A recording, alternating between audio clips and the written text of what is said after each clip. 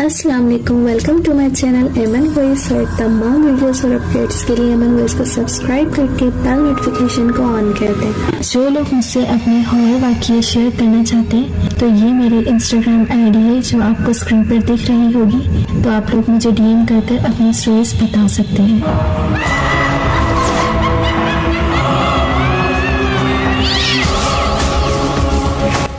Doctor Khawar ने कहा, मगर मैं एक ऐसे आदमी को जानता हूँ जो तुम्हारी मदद कर सकता है। असद ने पूछा, जी कौन है वो? डॉक्टर खावर ने जवाब दिया, सूफी अहमद। जिस बुजुर्ग ने रूही को ताबूत में कैद किया था, सूफी अहमद उनकी ही औलादों में से हैं। बहुत बड़े बुजुर्ग हैं, मैं इनसे बात करके देखता हूँ। असद ने कहा, बहुत शुक्रिया आपका। अब इनके चेहरे पर उम्मीद की किरण नजर आ रही थी। डॉक्टर खावर ड्राइंग रूम से दूसरे कमरे में चले गए और थोड़ी देर बाद वापस आ गए। मैंने पता करवाया है, सूफी साहब गांव में ही मौजूद हैं, हम जाकर उनसे मिल सकते हैं। अकरम ने कहा, नए काम में देरी कैसी, अभी चलते हैं।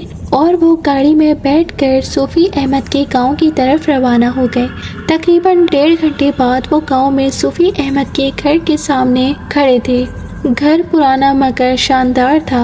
डॉक्टर खावर ने आगे बढ़कर दरवाजे पर दस्तक दी। थोड़ी देर बाद अंदर से एक मुलाजिम बाहर आया। मुलाजिम ने कहा, जी फरमाइए। मैं डॉक्टर खावर हूँ और हमें सूफी अहमद से मिलना है, मेरी इनसे बात हो चुकी है। जी अंदर आइए, आपकी आमद की इत्तला मिल गई थी।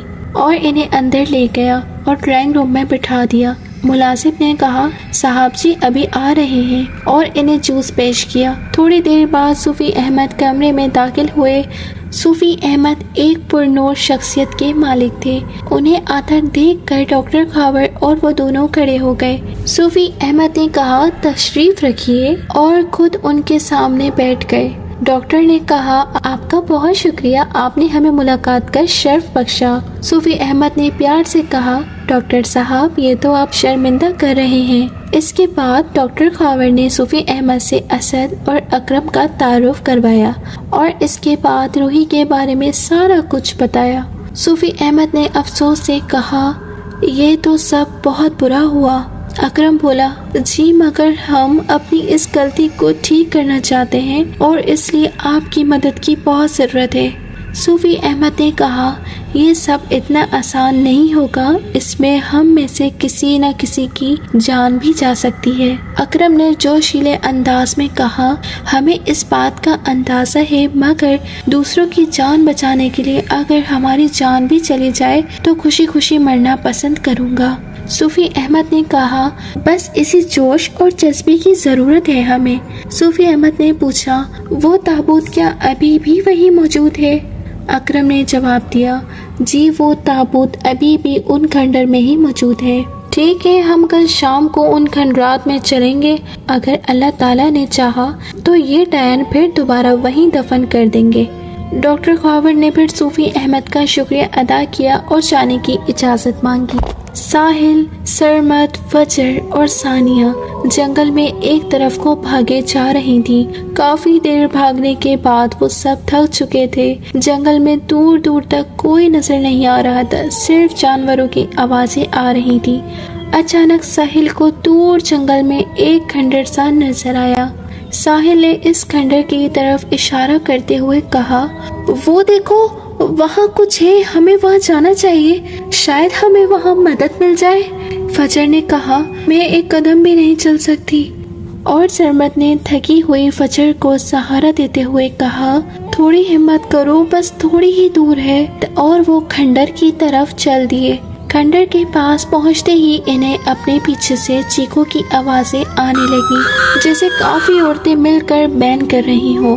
वो जल्दी से भागकर खंडर में चले गए। खंडर में मालूम होता था जैसे अभी खुदाई का काम हुआ हो। साहिल ने आगे बढ़कर सारे खंडर को देखा कि शायद कोई मदद के लिए मिल जाए, मगर खंडर बिल्कुल वीरान था।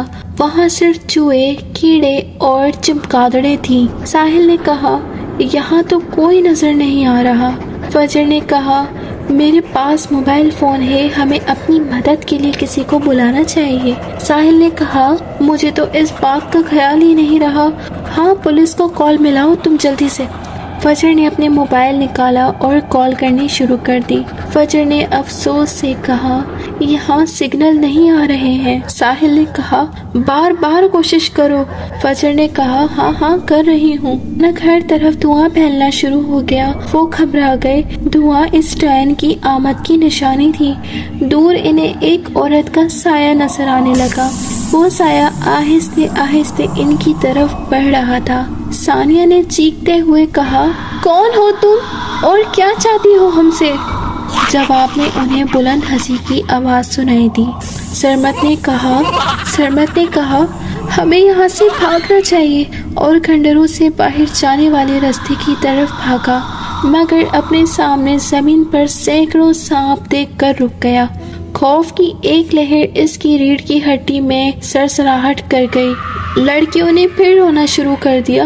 فجر نے روتے ہوئے کہا پلیز ہمیں جانے دو، ہم دوبارہ یہاں کبھی نہیں آئیں گے، پلیز ہمیں جانے دو۔ ثانیہ نے قریب پڑا ایک پتھر اٹھایا اور ڈائن کی طرف پھینکنے ہی والی تھی۔ ایک طرف سے ایک بڑا خنجر اڑتا ہوا آیا اور ثانیہ کے ماتھے میں لگ گیا۔ ثانیہ کی آنکھیں کھلی کی کھلی ہی رہ گئیں اور اس نے ایک ہچکی لی اور نیچے گر کر ساکت ہو گئی۔ وہ تینوں بھاگ کر ثانیہ کے پاس گئے، مگر اب ثانیہ ان میں نہیں رہی تھی۔ انہوں نے اونچی اونچی آواز میں رونا شروع کر دیا۔ ڈائن کے قہقہ کی آواز انہیں واضح سنائی دے رہی تھی۔ ساحل نے ثانیہ کی دہشت سے کھلی آنکھوں کو بند کیا۔ وہ سب بے بس تھے، کچھ نہیں کر سکتے تھے۔ وہ جانتے تھے کہ ثانیہ کے بعد اب ان کی باری ہے۔ ڈائن آہستہ آہستہ اب ان کی طرف بڑھ رہی تھی۔ ساحل نے اپنے ہاتھ دعا کے لیے اٹھا دیے تھے، صرف اللہ کی ذات ہی تھی جو انہیں بچا سکتی تھی۔ ساحل کی آنکھوں میں آنسو تھے اور اس کے ہاتھ دعا کے لیے اٹھے ہوئے تھے، جبکہ وہ ڈائن ان کی موت بن کر ان کی طرف بڑھ رہی تھی۔ ان کی موت ان سے صرف چند گز دور ہی تھی اور انہیں اپنی موت یقینی نظر آ رہی تھی۔ گاڑی میں اسد، اکرم، ڈاکٹر خاور اور صوفی احمد موجود تھے۔ ان کی گاڑی تیز رفتاری سے جنگل کی طرف بڑھ رہی تھی۔ صوفی احمد نے کہا ہمارے جنگل میں داخل ہوتے ہی اس ڈائن کو خبر ہو جائے گی اور وہ اپنی پوری کوشش کرے گی کہ ہمیں ان کھنڈروں میں جانے سے روکے۔ اکرم نے پرعزم لہجے میں کہا چاہے کچھ بھی ہو جائے ہم اس ڈائن کو واپس دفن کر کر ہی رہیں گے۔ ان کی گاڑی جنگل میں داخل ہو چکی تھی۔ وہ جانتے تھے کہ کسی بھی وقت ان کا سامنا اس ڈائن سے ہو سکتا ہے اور وہ سب ذہنی طور پر تیار تھے۔ صوفی احمد نے کہا وہ آ رہی ہے۔ اچانک فضا میں چیخوں کی آواز بلند ہونے لگی اور ہر طرف دھواں پھیلنا شروع ہو گیا۔ دھوئیں میں دور انہیں ایک عورت کا سایہ نظر آیا تھا جو آہستہ آہستہ ان کی طرف بڑھ رہی تھی۔ ڈائن ساحل کے بہت قریب پہنچ چکی تھی۔ ساحل نے اپنی آنکھیں بند کر لی، مگر جب کچھ نہ ہوا تو ساحل نے آنکھیں کھول دی۔ ڈائن اپنی جگہ پر ساکت کھڑی تھی۔ اچانک پھر ہر طرف دھواں چھا گیا۔ ڈائن اس دھوئیں میں غائب ہو گئی۔ فجر اور سرمد بھی اپنی جگہ پر ویسے ہی موجود تھے۔ وہ ثانیہ کی موت کے بعد گہرے صدمے میں تھے۔ اللہ نے ہماری مدد کی ہے، وہ ڈائن یہاں سے چلی گئی ہے۔ سرمد نے کہا ہمیں جلدی یہاں سے بھاگ جانا چاہیے۔ ساحل نے کہا نہیں، ہمیں باہر زیادہ خطرہ ہے اور ویسے بھی ہم نہیں جانتے کہ کس طرف جانا ہے، ہمیں صبح ہونے کا انتظار کرنا چاہیے۔ فجر ثانیہ کی لاش کے پاس بیٹھ کر رو رہی تھی۔ فجر اور ثانیہ اسکول ٹائم کی فرینڈز تھی، مگر آج ثانیہ فجر کو ہمیشہ کے لیے چھوڑ کر چلی گئی تھی۔ ساحل اور سرمد نے فجر کو حوصلہ دیا۔ یہ رات ان کی زندگی کی بدترین رات تھی۔ انہوں نے اپنے 2 دوستوں کو کھویا تھا، وہ زندگی بھر اس رات کو نہیں بھول سکتے تھے۔ صوفی احمد نے اکرم سے پوچھا وہ کھنڈر یہاں سے کتنی دور ہے؟ اکرم نے جواب دیا آگے پیدل رستہ ہے 20-25 منٹ کا۔ ٹھیک ہے، سب گاڑی سے اترو اور وہاں تم سب اس تعویذ کو کپڑوں کی جیب میں ڈال دو اس سے تم سب شیطانی اثرات سے محفوظ رہو گے۔ صوفی احمد نے ان سب کی طرف دیکھ کر ایک ایک تعویذ پڑھاتے ہوئے یہ کہا۔ ان سب نے اس تعویذ کو اپنے کپڑوں کی جیب میں ڈال لیا اور گاڑی سے نکل گئے۔ دھواں ابھی بھی پھیلا ہوا تھا اور اس عورت کا سایہ ان کی طرف آہستہ آہستہ بڑھ رہا تھا۔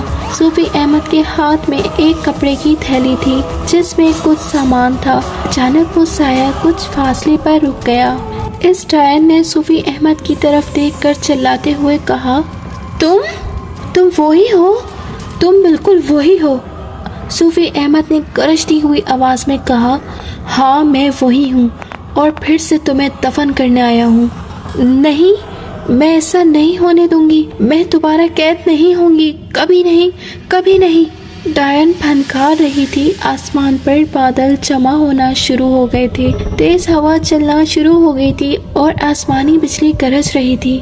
ڈائن نے اپنے ہاتھ آسمان کی طرف کیا تو زمین سے پتھر اٹھا کر ہوا میں اڑنے لگی۔ پھر اس نے اپنا ہاتھ صوفی احمد اور اس کے ساتھیوں کی طرف کر دیا۔ وہ پتھر تیزی سے ان کی طرف بڑھنے لگے، مگر صوفی احمد نے منہ میں کچھ پڑ کر سامنے پھونک ماری تو وہ پتھر ہوا میں ہی رک گئے۔ صوفی احمد نے اپنا پاؤں زور سے زمین پر مارا تو وہ پتھر دوبارہ زمین پر گر گئے۔ صوفی احمد نے اپنے تھیلے سے ایک پانی کی چھوٹی سی بوتل نکالی اور اس کے چھینٹے ڈائن کی طرف گرائے۔ ڈائن چیخنے لگی اور غائب ہو گئی۔ اب ہمیں جلد سے جلد ان کھنڈروں میں جانا ہوگا۔ اسے ہماری طاقت کا اندازہ ہو گیا۔ اب وہ سامنے نہیں آئے گی بلکہ چھپ کر وار کرے گی۔ جی آپ سب میرے پیچھے پیچھے آئیے، اکرم نے کہا۔ ان سب کے آگے آگے چل پڑا۔ باقی سب اکرم کے پیچھے پیچھے ان کھنڈروں کی طرف بڑھ رہے تھے۔ صوفی احمد نے ان کو سمجھاتے ہوئے کہا، سب لوگ دھیان سے ہو، وہ جانتی ہے کہ ہم پر کوئی شیطانی طاقت اثر نہیں کرے گی، اس لیے ضرور وہ کوئی اور چال چلے گی۔ اسد نے پوچھا، مطلب کیسی چال؟ صوفی احمد نے کہا، وہ کسی طرح ہم پر اصلی جانوروں سے حملہ کروا سکتی ہے، انہیں ہمارے تعویذ نہیں روک سکتے۔ اسد نے سمجھ جانے والے انداز میں کہا، جی ہم سمجھ گئے۔ اچانک ایک طرف سے مکھیوں کا جھنڈ آیا اور سب سے آگے موجود اکرم کے کپڑوں میں گھس گیا۔ اکرم نے چلانا شروع کر دیا اور جلدی جلدی اپنی قمیص اتار کر ایک طرف رکھ دی۔ یہ سب اتنی جلدی ہوا کہ باقی سب کچھ سمجھ نہ پائے۔ تعویذ قمیص کی جیب میں تھا۔ جیسے ہی وہ تعویذ اکرم سے دور ہوا، ایک تیز روشنی اکرم کے جسم میں گھس گئی۔ اکرم کے کانوں اور ناک سے خون نکلنا شروع ہو گیا۔ اکرم وہاں سے بھاگا اور ایک قریبی درخت سے اپنا سر ٹکرانے لگا۔ اکرم کا پورا چہرہ خون سے بھر گیا تھا۔ اکرم نے ایک دفعہ پھر اپنی پوری طاقت سے اپنا سر درخت سے ٹکرایا اور ڈھیر ہو گیا۔ وہ سب بھاگ کر اس کے پاس پہنچے۔ اتنی دیر میں وہ تیز روشنی اس میں سے نکل گئی تھی۔ صرف چند سیکنڈ میں اکرم ایک لاش میں تبدیل ہو چکا تھا اور اس کے ساتھی اسے بالکل بچا نہیں سکے۔ صوفی احمد نے کہا، اللہ اس کے درجات بلند کرے، اس نے بہت بڑے مقصد کے لیے جان دی ہے۔ ڈاکٹر خاور نے اسد سے کہا، آمین۔ اسد کی آنکھوں سے آنسو نکل رہے تھے۔ اکرم اس کا بہت اچھا اور پرانا دوست تھا۔ وہ پھر سے آگے بڑھے۔ فضا میں ہنسی کی آواز پھیلی ہوئی تھی، اس ڈائن کی ہنسی کی آواز۔ وہ ان میں سے ایک کو مارنے میں کامیاب ہو چکی تھی۔ کہانی ابھی جاری ہے اور بہت جلد نیکسٹ ایپیسوڈ اپلوڈ ہو جائے گا۔ ملتے ہیں سیکنڈ پارٹ کے ساتھ۔